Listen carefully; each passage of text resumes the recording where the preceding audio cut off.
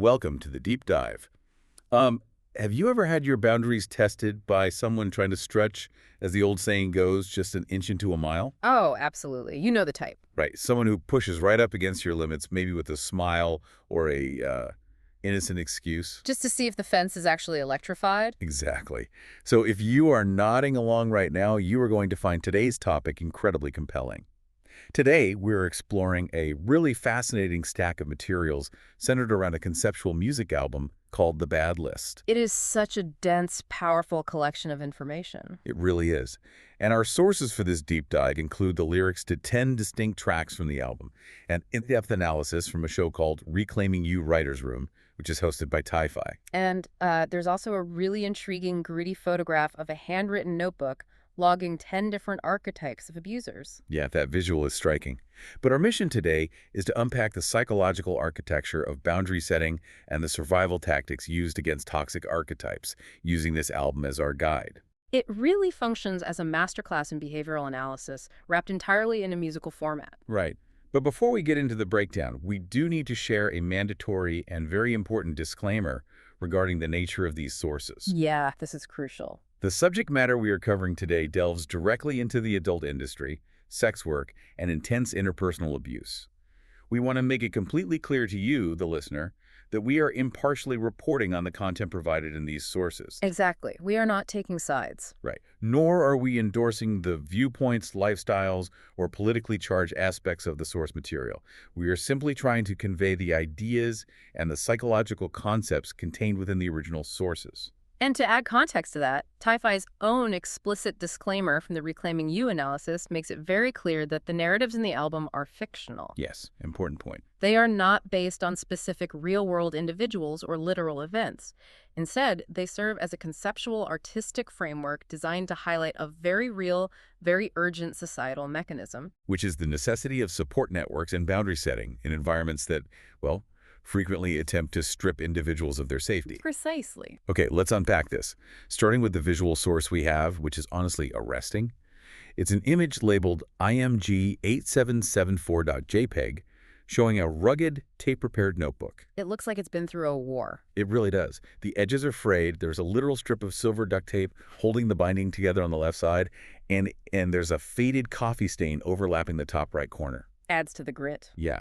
And at the top, written in thick, underlined black marker, is the title, The Bad List. Below that is a ledger of 10 distinct archetypes of predatory behavior. And each entry is meticulously detailed with dates, aliases, and physical descriptions like height and weight. What's fascinating here is the psychological function of a ledger like this. I mean, this isn't just a diary of grievances. No, not at all. It's a meticulous clinical record of survival.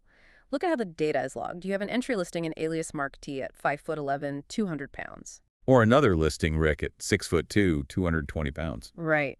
The act of writing down an abuser's physical metrics is a profound grounding technique. But how does just writing down someone's height and weight actually help in the aftermath of a terrifying situation? At first glance, it just looks like a list of dangerous encounters. Well, the mechanism driving that is a deliberate shift in brain function. During trauma, the brain's emotional center is entirely overwhelmed by terror and chaos. Right, the fight or flight response. Exactly. By turning that terrifying experience into cold, clinical data, the victim forces their brain to engage its logical, analytical centers. The trauma isn't just an overwhelming emotion floating in their head anymore. It becomes a profile. It becomes an archive. It shifts the brain's focus from the terror of the event to the analytical observation of the facts. It's a psychological method of saying, you don't get to be a monster in my closet. You are simply an entry in my notebook, and you are permanently banned from my space. That structural shift perfectly sets up the first group of archetypes we encounter in the album, which rely heavily on environmental and systemic control. Let's look at track 1, The Ghost. Oh, this one is chilling. Yeah, the lyrics drop us right into a freezing park at dawn. The gravel is crunching beneath the tires of a fleeing vehicle. And the notebook logs this as abandonment, dating it to May 2024 with the alias Mr. G or Cal. Right. He's described as 6'1", 190 pounds, and ironically marked as timid. The abuser uses abandonment in an isolated area as leverage, hoping to induce panic. Which ties directly into the neurobiology described in Ti-Fi's analysis. The lyrics specifically mention the amygdala trying to hijack the brain. Followed by a sudden onset of hypervigilance. Yes, the amygdala is the brain's threat detection center. Predators who use environmental control bank on the target falling into a freeze response when they're suddenly isolated and vulnerable. So when the amygdala takes over and tries to force that freeze response, what is the actual move? Yeah. Because the protagonist in the song clearly doesn't just stand there in the freezing park. No, the psychological defense used here is actively turning the freeze into a fire. Lyrically, we hear about grounding the feet, breathing in the cold air, and pulling out the phone to type out the license plate. Wow. Instead of succumbing to the panic of abandonment, the protagonist uses the sudden isolation to find the clarity needed to strictly document the behavior. You see a similar manipulation of environment, but in a much more corporate way, Yeah. in track 2, The Machine. Ah, yes, the recruiter archetype. Right. The notebook logs Alex, 5'10", 175 pounds, from October 2019. He dresses like a boss, speaks like a savior, but he sells a dream using a contract written in invisible ink. It's systemic exploitation masked as an opportunity. Exactly. But the one that really gets under the skin is track 6, Bait and Switch. It's the isolation trap. Bait and switch represents a very acute physical danger. Yeah. The initial agreement is to meet in a safe, public lobby where cameras are rolling. But at the last minute, the venue is suddenly swapped to an isolated empty lot down by an industrial park. It's a massive test of compliance. The predator hopes that societal pressures to be polite, or the sunk cost fallacy of having already traveled there, will override the target's survival instincts. And we see that societal pressure everywhere, even outside of this context. The fear of being seen as difficult or rude. Right. But the defense mechanism in the lyrics kicks in hard. The line is, I measure the distance. I measure the threat. The moment the venue is swapped, the transaction is stopped. You put the car in drive and you get out of there. You don't owe anyone your time when safety parameters are breached. And she immediately adds his profile to the archive as she drives away. The hypervigilance is channeled entirely into action rather than anxiety. Here's where it gets really interesting. Let's transition from physical isolation to the mental battlefield, and specifically digital invasions. The digital stuff is insidious. It is. Track 3, Unknown Caller, deals with harassment. The notebook notes the alias Private using burner phones in March 2020. The lyrics describe the phone screen lighting up at 2:45 in the morning. Right, it's about testing the waters, proving the boundary can still be touched from afar. The ping of a text is described as a drop of rain before a storm. It's a form of legacy trauma. The abuser wants to keep the target in a perpetual state of anxiety, reminding them that they are always reachable. And the solution the track presents. Absolute denial of access. Stop, block, delete. You lock the digital pain without engaging. Engaging is exactly what the next archetype wants. Track 5 is The Gaslighter, dealing with reactive abuse from June 2022. This one orchestrates chaos. Brings the danger into the room and then steps back to innocently ask why there's smoke. He crosses the line and then questions the target's tone, acting like the victim of their anger. The clinical therapies referenced in the lyrics and Typhi's analysis really shine in this specific track. For the gaslighter, the strategy relies heavily on the concepts of dialectical behavior therapy, or DBT. But how does someone actually apply DBT in the middle of an argument when someone is completely twisting reality? I mean, it sounds great on paper, but practically, how does it work? Think of it like standing on a train platform. The gaslighter's chaos, the twisted reality, and the provoked anger that is a loud, chaotic train rushing by. Okay, I like that visual. DBT is the practice of watching the train pass without actually stepping onto the carriage. It emphasizes observing the emotion without becoming it. So when the gaslighter tries to push buttons to get an explosive reaction, the defense is clinical observation. Exactly. The lyrics state that silence is the ultimate boundary. You don't argue with the gaslighter because the argument itself is their goal. They want the chaotic reaction so they can play the saint. Yes. Instead, you hold on to your own memory, you ground your mind, and you refuse to surrender your grasp on the facts. You turn off the gaslight by simply refusing to debate the nature of the flame. That imagery of watching the train pass without getting on board is incredibly powerful, and it builds perfectly into track 7, The Doxer, which is all about extortion and shame.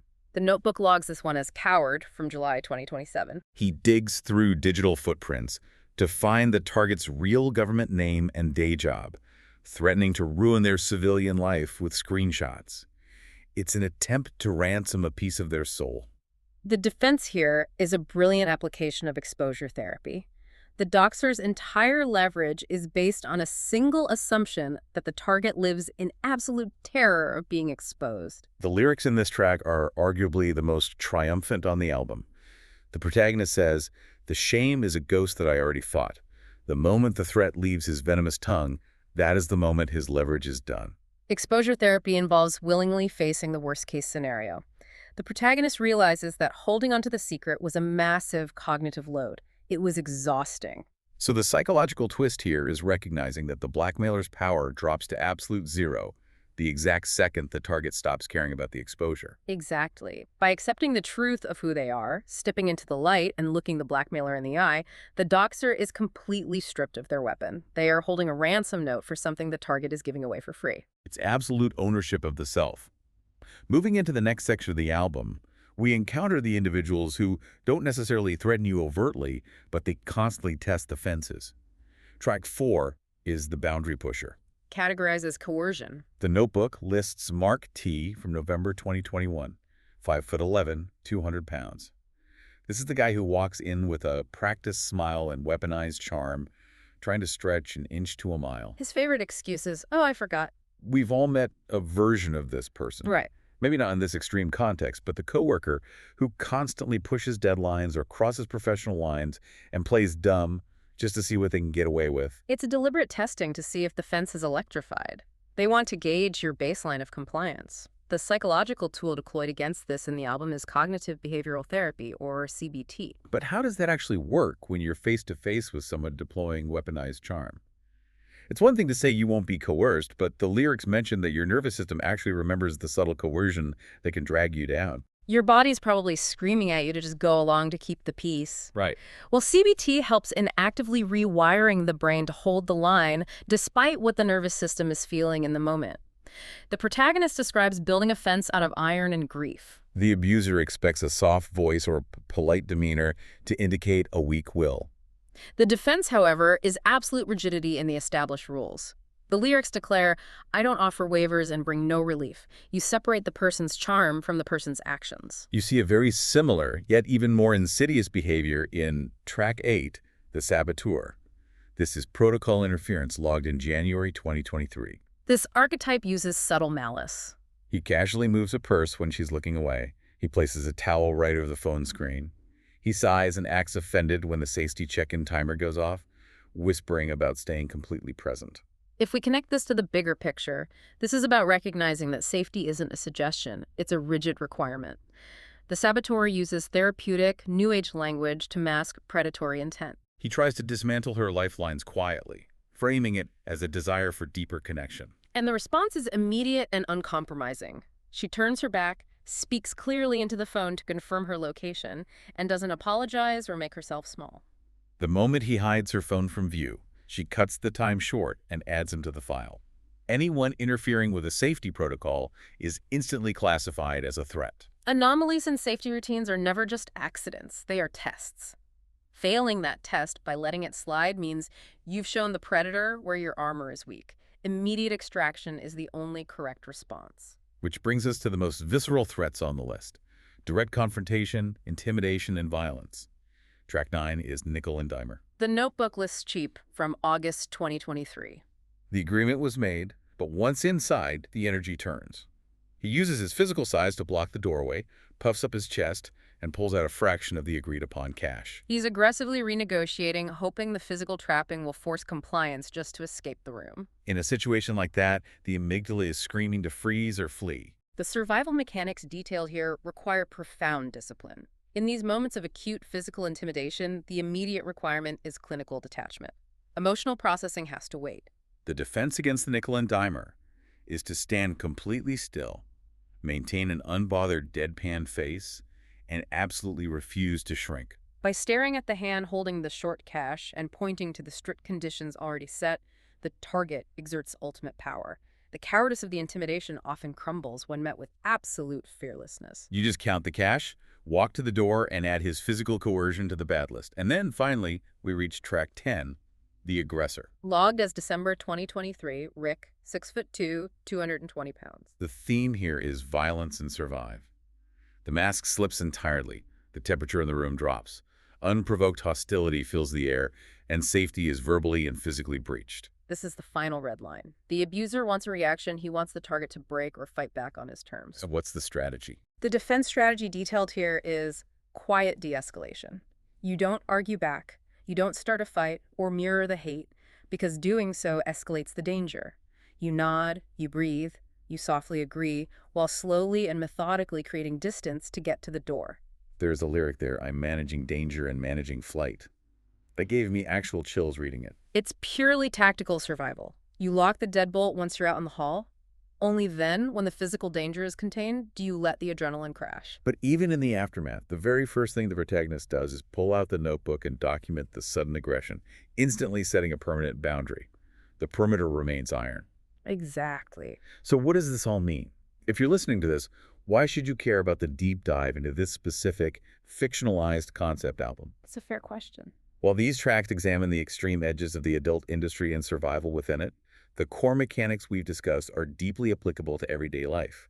Boundary setting, tracking red flags, utilizing CBT and DBT techniques to avoid being reactive, and refusing to be gaslit. Whether it's navigating toxic romantic relationships, dealing with manipulative coworkers in the workplace, or setting firm perimeters in our increasingly invasive digital spaces, the psychology of holding the line remains exactly the same. The overarching message is that keeping a bad list, whether it is a literal tape-bound notebook or a metaphorical boundary in your mind, is a profound act of power. It represents a personal shield. It's the process of turning trauma, anxiety, and fear into a documented, analytical tool for survival. You observe the facts, you establish your non-negotiables, and you do not waver when someone tries to test the fence. It's about being the absolute architect of your own safety. This raises an important question, though, based on everything we've unpacked from these sources today. What's that? Well, the sources give us a brilliant roadmap for managing predators in the moment. The grounding techniques, the de-escalation, the clinical detachment, they're all highly effective survival tools. But consider the long-term impact of the archive itself. Right. If you spend a lifetime meticulously documenting every crossed boundary, every subtle manipulation, and every behavioral red flag, does that bad list eventually create an ironclad perimeter where you feel completely safe and empowered? Or does the constant tracking permanently alter your worldview, forcing you to view every new human interaction as a potential entry in the notebook? Exactly. Does the armor eventually become a cage? Wow. That is a heavy, completely valid question, and something we will leave you to mull over on your own as you navigate your own boundaries. Thank you for joining us on this deep dive into the bad list and the complex psychology of survival. Stay curious, trust your intuition, and keep your own fences intact. Catch you next time.